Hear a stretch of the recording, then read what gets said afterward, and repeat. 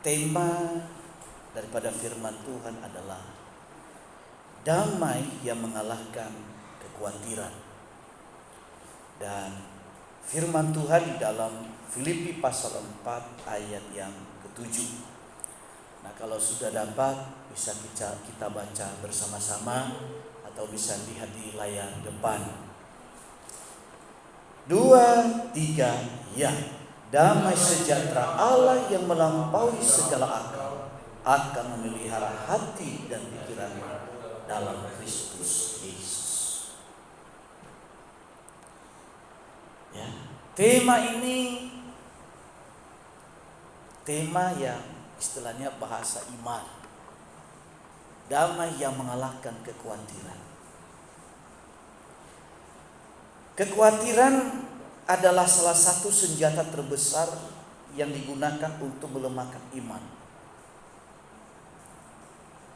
Namun Tuhan tidak memanggil kita untuk hidup dikuasai oleh rasa cemas, melainkan dipenuhi oleh damai sejahtera-Nya yang sanggup mengalahkan setiap kekhawatiran. Setiap kita khawatir, pasti ada rasa khawatir, karena kita menghadapi kenyataan. Siapapun kita, orang awamkah, hamba Tuhan yang melayani, pasti pernah mengalami namanya kekhawatiran.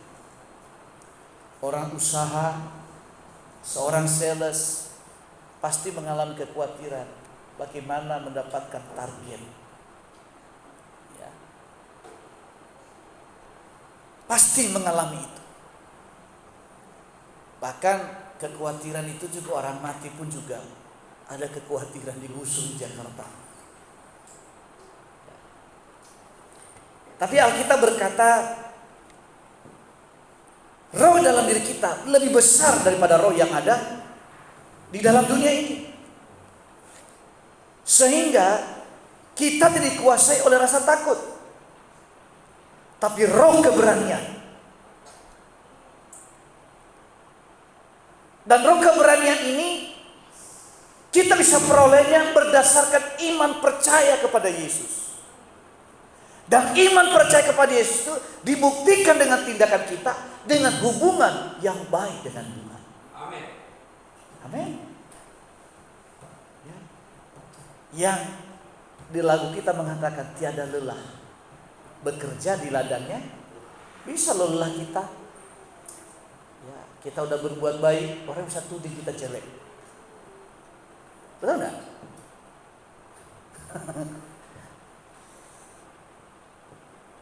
Kita sudah berjuang beri yang terbaik, belum tentu baik dalam pandangan orang lain. Pasti ada jalan.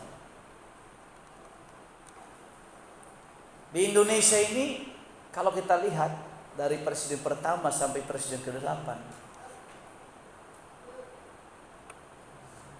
kita lihat semua orang melihat, ada yang lihat baik, tapi juga ada yang lihat juga jelek terus. Dari zamannya Bung Karno sampai ke Soeharto, ya, ada 7 presiden saya hidup, kecuali presiden pertama, karena belum lahir pada zaman itu. Ya, belum lahir ya. Semua jelek. Ketika Presiden Jokowi naik, banyak yang bersuka cita, tapi juga banyak yang marah-marah. Tapi pertanyaannya, apakah mereka sebagai pemimpin ini mereka mundur karena dihina orang, dibenci orang? Dan saya belajar dari pemimpin, ini pemimpin sekuler, terlepas motivasi ya. Orang yang menghina Presiden Jokowi waktu itu diberikan penghargaan, apa namanya itu, bintang Mahaputra. Ya. Nah, kalau orang dunia bisa memberikan penghargaan bagi yang membenci, bagi yang mencaci maki, nah jadi nanti kalau ada di tempat ini yang merasa dirinya dipojokkan oleh siapapun, siapkan hadiah yang terbaik, kasih hadiah. Amin. Bisa? Bisa nggak? Siapa yang membencimu, siapa menghinamu, siapa yang mencela engkau, siapkan hadiah yang terbaik. Mau? Mau nggak? Beneran? Lah, dia bisa nggak Pak ini? Beri yang hadiah yang terbaik bagi yang membenci. Bisa, tapi berat di hati. Iya. Saudara, ini saya punya pengalaman hidup. Dalam pelayanan itu pasti ada gesekan, pasti ada. Karena namanya juga besi menajamkan besi, manusia menajamkan sesamanya. Satu ketika saya merasa ya, belum tentu saya paling benar juga. Saya merasa dikorbankan.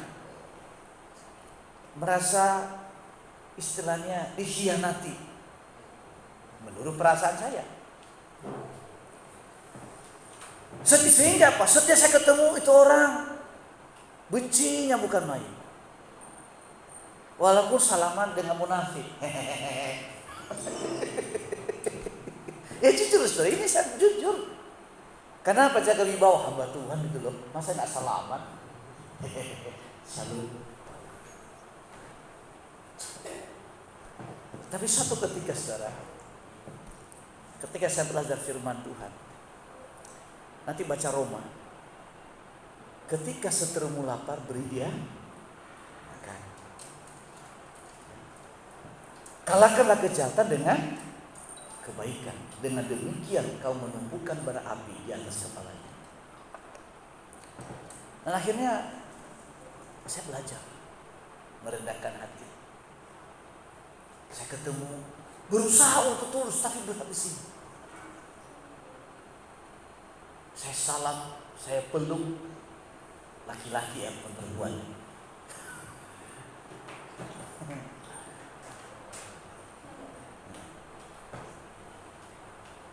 Walaupun saya peluk tapi berat di sini. Karena sakitnya sampai di sini.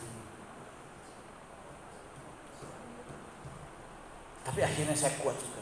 Sampai dengan hari ini saya bisa menyapa dengan tulus. Dan berani saya mengatakan saya tidak punya musuh. Amin. Pastikan dirimu gak punya musuh. Di rumah doa kemarin saya sudah ngomong, kalau kamu tidak mau dikomplain orang, kalau kamu gak dituding oleh siapapun, ya jangan berbuat apa-apa. Gak ada yang nuding. Tapi ketika kita berbuat baik, catat baik-baik, ada setan yang mengintip. Nah saudara kasih Tuhan, dalam hidup ini sering kita mengalami kekhawatiran.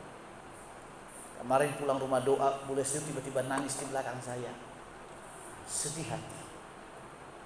Saya bilang, kenapa sih khawatir? Tuhan itu yang menjaga kita. Emang kamu siapa bisa jagain? Tuhan semuanya. Karena walaupun sering berantem sama Chelsea, tapi tetap juga kasih sayang lebih tinggi. Gak tega mau pisah.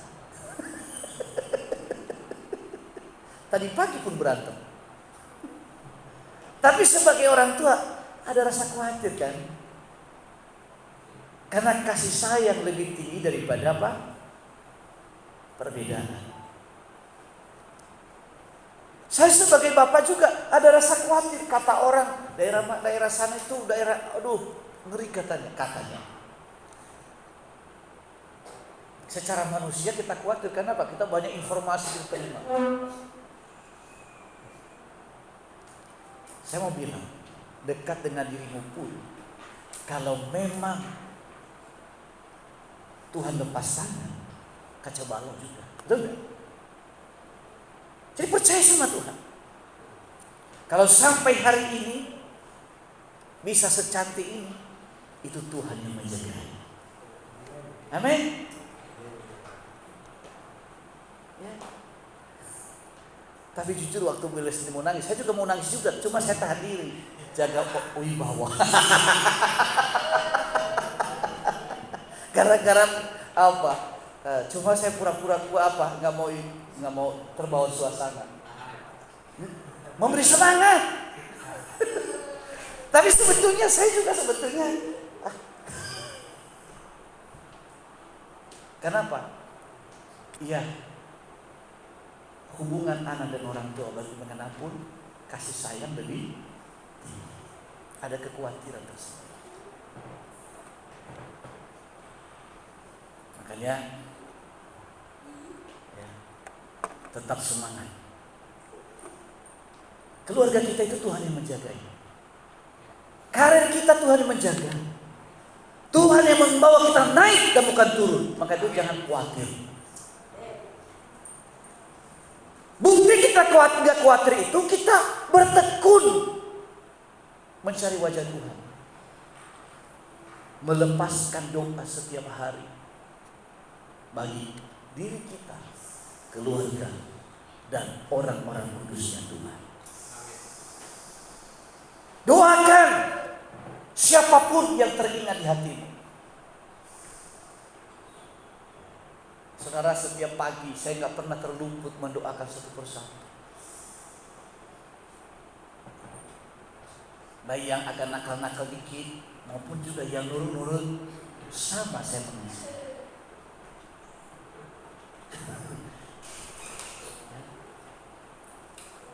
Mengasihi dengan hati yang tulus. Jadi dari ayat ini kita belajar yang pertama,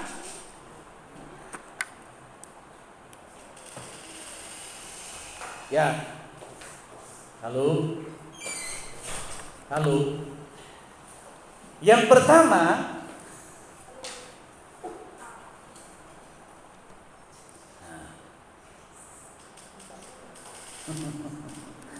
nah, jadi kita belajar dari ayat ini, satu, damai Allah mengalahkan logika. Damai sejahtera Allah melampaui segala akal. Nah, ini kita harus kejar. Nah, damai sejahtera Allah itu pada waktu kita berada di dalam kerajaannya melalui doa, ujian dan penyembahan. Saudara, sehebat apapun khotbah, kalau pujian penyembahannya garing, khotbahnya itu juga garing. Level pemuji penyembah, imam musik sama dengan pengkhotbah di gereja kita ya, sama. Jadi damai sejahtera Allah itu hanya ada pada waktu kita berada di hadirat Tuhan, di rumah doa, di gereja Tuhan. Dan yang kedua, pada waktu kita punya hubungan dengan firman. Itu penting. Karena firman itu adalah kekuatan Allah yang menyelamatkan. Maka yang pertama di poin ini, damai tidak tergantung keadaan. Rajin ke rumah doa, ya karena kerinduan, bukan karena apapun.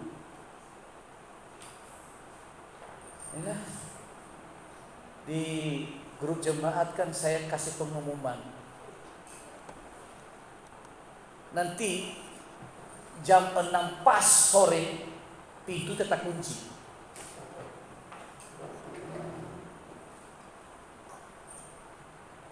Jadi yang belum nyampe jam 6 lewat, gak usah lagi buka pintu lagi. Mending gak usah, udah selesai pujian penyembahannya. Ya benar, nanti hari Jumat lihat, saya tertibkan itu.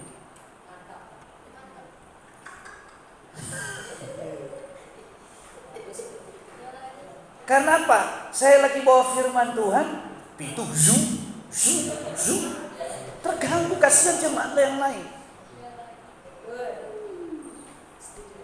Kalau bicara macet, Jakarta ini macet terus.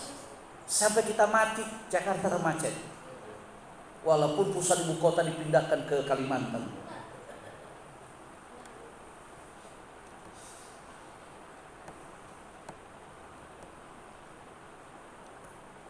Oleh karena itu tertibkan waktu.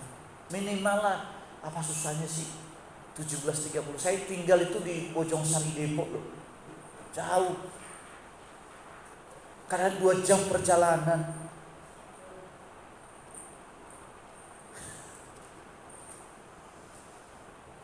Ya. Mari sama-sama. Kenapa? Walaupun capek di jalan, keringatan basah-basah, bahkan satu hari bisa 3 kali mandi. Mandi di rumah, mandi lagi di sini karena keringatan. Karena kecintaan. Itu sejak dulu ketika saya jemaat, saya sudah biasakan diri sampai dengan hari ini. Nah itu. Makanya saudara, kalau orang ngomong apa aja saya nggak pernah terpengaruh. Kenapa? Ayat ini. Damai tidak tergantung pada keadaan. Jadi nggak pernah baperan. Amin. Ini dia.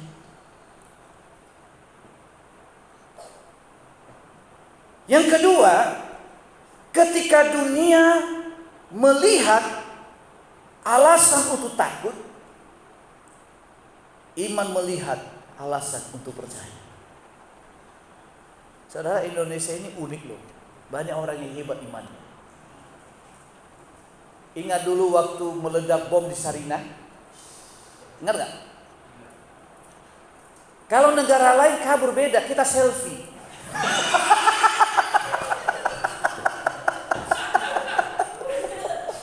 Lo bener loh.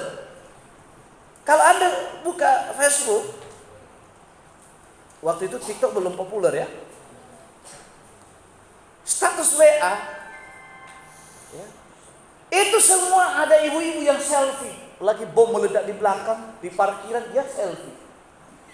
Imannya luar biasa.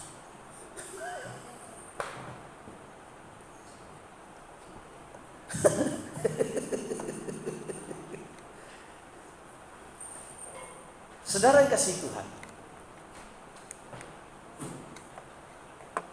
dunia melihat itu ada rasa takut. Tapi kita punya cara. Itu apa? Alasan melihat karena apa? Iman. Karena kita tahu yang Tuhan kita percaya, Dia selalu punya cara menolong kita. Kau selalu punya cara untuk menolongku. Kau selalu punya jalan keajaiban. Kau dahsyat dalam segala perbuatanmu. Kan ku tenang di dalam cara. Jadi kalau Anda sedang berada dalam keadaan terpuruk hari ini kesempatan kita bangkit menjadi pemenang dan lebih daripada pemenang. Kita ini sudah lebih daripada pemenang karena Yesus memberikan kemenangan kepada kita secara gratis. Makanya kita lebih dari pemenang. Kalau bicara pemenang itu seringkali saya sudah ulang-ulang. Dulu kita kenal Kristion itu petinju internasional, kelas dunia ya. Ya, deretan, ada Alias Pikal, terakhir dia kan. Sekarang belum muncul lagi kelas dunia petinju Indonesia. Waktu beliau mulai punya niat menjadi seorang petinju, dia disiplinkan dirinya, melatih bagaimana memukul bantal. Apa itu bantal, apa itu namanya? Pokoknya itu. Hah? Apa Pak? Samsan. Pokoknya itulah. Saya nggak paham. Bukan Samsan, Pak. Ya. Dia berlatih, dia fitness, dia berlari. Pola makan dijaga luar biasa. Saudara, walaupun dia petinju hebat, tetap juga jatuh cinta, betul nggak? Lalu beliau punya istri dan punya anak, gitu kan? Saudara, makin top dia menjadi seorang petinju. Cuma sekali kalah di Australia aja dia. Saudara, waktu dia bertanding di luar negeri, istrinya hanya menonton televisi dan mendoakan. Ketika dia pulang, dia bawa medali emas. Kalau petinju itu apa itu? Kalau petinju, sabuk emas.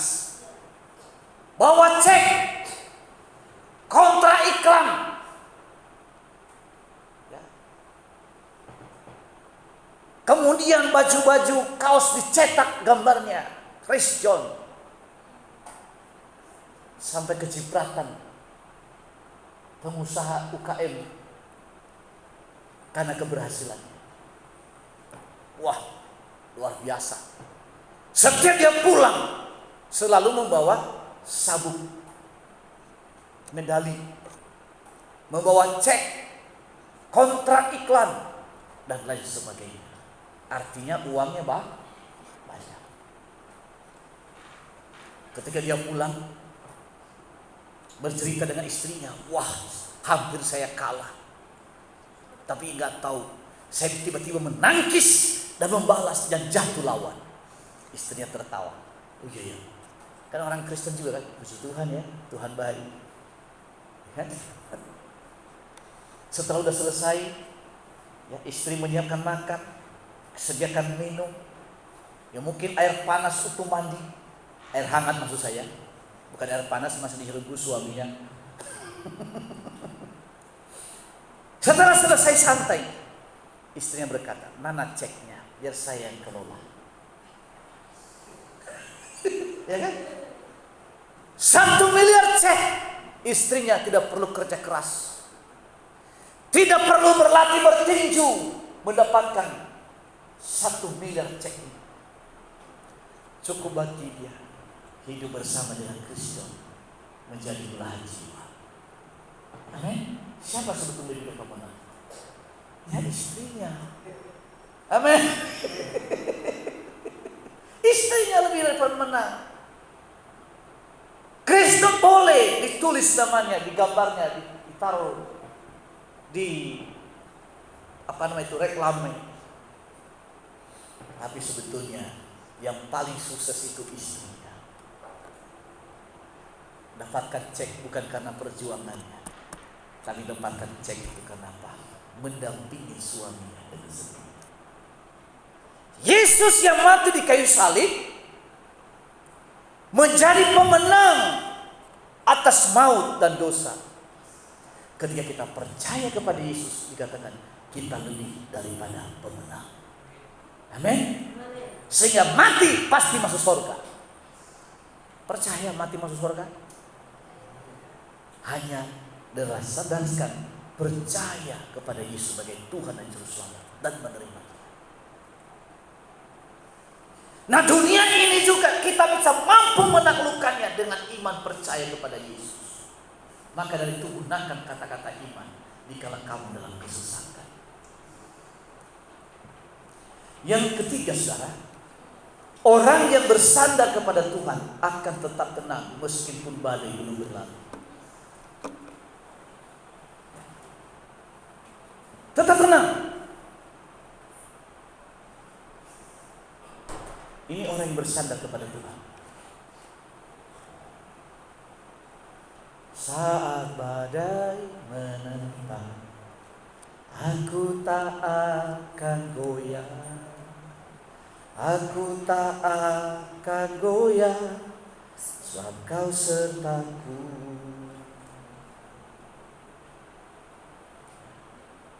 Badai belum berlalu, tapi kita tetap tenang. Di saat badai bergelora, ku akan terbang bersamamu.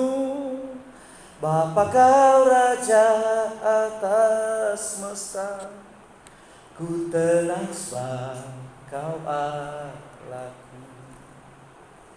Tetap tenang. Nah, kemudian yang kedua, Yang kedua,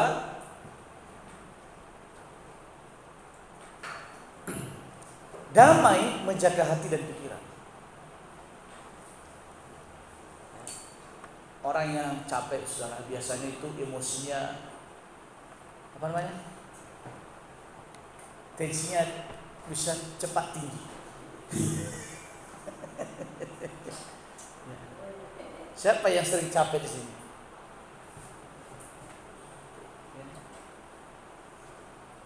Biasanya orang lagi capek itu emosinya apa?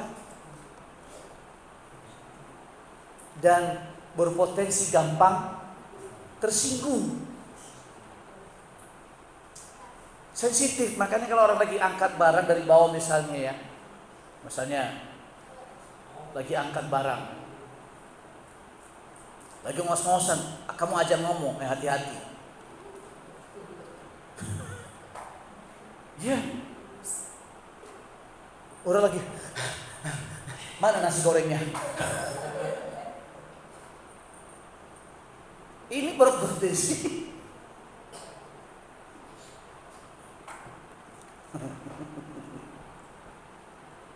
Tapi Alkitab berkata akan memelihara hati dan pikiran. Ada bagian kita berusaha menjaga hati, tapi ada bagian Tuhan itu apa? Roh Kudus memberikan kemampuan bagi kita untuk menjaga hati dan pikiran kita. Ya. Mampu melihat yang positif, meskipun kenyataannya banyak yang negatif. Hati dijaga dari apa?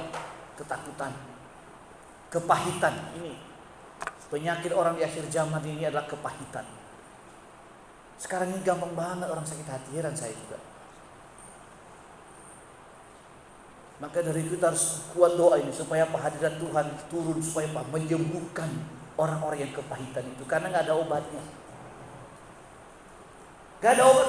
Orang yang kepahitan, orang yang terluka itu nggak ada obatnya. Nggak bisa ditenti. Hanya bisa memilih. Nah, ketika orang ini memilih, itu ada dorongan daripada Roh Kudus. Dan Roh Kudus bekerja waktu hadirat Tuhan memenuhi kita semuanya. Kalau tahun-tahun 90-an ke atas ya, zaman-zaman kita yang sudah akhirnya di atas 40 tahun ya, itu enggak mengenal sakit hati, enggak mengenal kepahitan zaman dulu ya, sama orang tua, sama siapa aja, betul enggak? Boro-boro sakit hati kita kan, walaupun orang tua itu jedot kepala di tembok, enggak ada sakit hati. Rotan pecah pun sekali di paha pun enggak akan sakit hati, betul enggak? Ya kan? Jedot kepala di tembok, enggak sakit hati kan? Makanya kita kepala batu semua kan? Karena udah biasa dibangun di tembok. Tapi coba sekarang, waduh, belum marah aja bisa orang kepahitan kan? Ini penyakit di akhir zaman ini yang harus lebih lagi kita kuat mendoakan generasi penerus kita. Dan Alkitab berkata di akhir zaman akan banyak orang yang durhaka sama orang tua, sukar untuk diajar,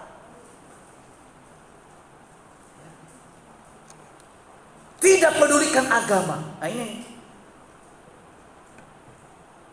lihat aja di gereja-gereja, termasuk di gereja kita juga,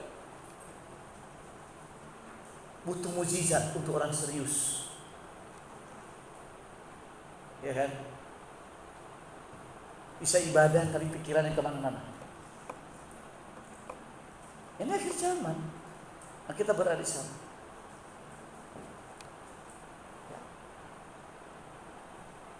Lalu kemudian hati dijaga dari ketakutan. Tadi dari belakang saya sudah ceritakan, dari depan. Kepahitan, jaga hati. Jangan biarkan hatimu kepahitan. Orang yang kepahitan gak pernah maksimal dalam hidup. Percaya sama saya. Akan tercipta konflik terus menerus. Dan sulit punya teman. Kalaupun ada orang yang punya teman, itu yang senasib. Iya, yang senasib. Orang kepahitan itu mengasihani diri. Lama-lama dosisnya naik, jadi bunuh diri. Ya. Alkitab ada contohnya. Sahabatnya Daud mengkhianati teman sendiri karena kepahitan dan keputusasaan. Oh Tuhan, tolong saya. Memang panggilan Tuhan sih, tapi panggilan itu karena panggilan putus asa. Oh Tuhan, tolong. Tapi bukan kata-kata iman, tapi kata-kata putus asa. Ini mesti dijaga. Nah, untuk menjaga ini harus ada damai sejahtera Allah. Yang kedua, pikiran terjaga dari kecemasan. Tak usah ku takut, Allah menjagaku. Tak usah ku bimbang, Yesus peliharaku. Tak usah ku cemas, Roh Kudus hiburku. Tak usah ku cemas, Dia memberkatiku. Ya. Kecemasan, kebingungan, dan keraguan. Yang ketiga, damai menjadi penjaga yang melindungi kehidupan rohani orang percaya. Ya. Pastikan damai sejahtera memenuhi kita. Yang terakhir, yang ketiga, damai Allah dialami di dalam Kristus. Ya, hanya pusat yang pada Yesus, tidak ada damai. Kalau ku cari damai, terus dia dalam Yesus. Bila ku cari ketenangan, hanya ku dapat di dalam Yesus. Tak seorang pun dapat menolongku, tak seorang pun dapat menghibur. Hanya Yesus jawaban hidupku.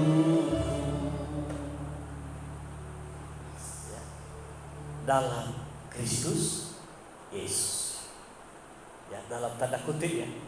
Jikalau kita sungguh-sungguh dengan Tuhan Yesus. Damai sejati hanya ditemukan melalui hubungan intim dengan Kristus. Tidak ada damai tempat lain. Meskipun orang mengatakan saya menyeberang meninggalkan Kristen karena di sana saya dapatkan damai. Tidak ada. Yang kedua, semakin dekat kepada Kristus, semakin kecil kuasa kekhawatiran atas hidup kita. Ada kekhawatiran tapi kadarnya kecil. Supaya jangan sombong. Ya. Tuhan izinkan sesekali kekhawatiran itu supaya jangan sombong. Ya. Walaupun Bu Lesti imannya hebat, tapi kekhawatiran juga Tuhan izinkan supaya jangan sombong. Pasti, ya itu bagian kecil. Yang ketiga, hidup yang berpusat pada Kristus akan memancarkan damai kepada orang lain. Tuhan katakan, berbahagialah orang yang membawa damai, karena mereka disebut anak-anak Allah. Sebetulnya kita ini hanya menceritakan hal-hal yang membawa damai, bukan membawa orang cerita yang membawa kekacauan, membawa orang down. hal-hal yang positif aja. Kadang-kadang kalau orang curhat kepada saya, Pak, bagaimana nih, begini. Jawaban selalu, tetap semangat ya. Kuat selalu. Tuhan pasti menolong. Anda pasti bisa bersama Yesus. Saya berdoa, tapi kamu juga berdoa ya. Jawaban selalu itu. Kalaupun ada orang yang ceritakan, ya sabar. Anda pasti kuat. Ya, sabar ya. Tetap semangat. Jadi orang yang curhat juga semangat. Dan kemudian kita harus mengajar mengasihi orang yang menurut dia tidak disukai. Ya itulah namanya apa? Kalau hidup yang berpusat pada Kristus memancarkan damai pada orang lain. Jadi kalau orang ketemu dengan kita, harus orang tersebut menemukan semangat baru, sukacita yang baru. Bukan justru membawa orang itu jadi down. Nah, saya akhiri di sini. Ya, pesan penutup: kekhawatiran tidak pernah menyelesaikan masalah. Apakah dengan kekhawatiran menambah rasa dari jalan hidup kita? Enggak. Maka itu butuh keseriusan dengan Tuhan. Hormat terhadap Tuhan, hormat hadirat Tuhan. Tetapi damai Allah memberi kekuatan untuk menghadapi setiap persoalan. Marilah kita hidup di dalam Kristus sehingga hati dan pikiran kita senantiasa dipelihara oleh damai sejahteranya yang mengalahkan segala kekhawatiran. Tuhan Yesus memberkati kita semua.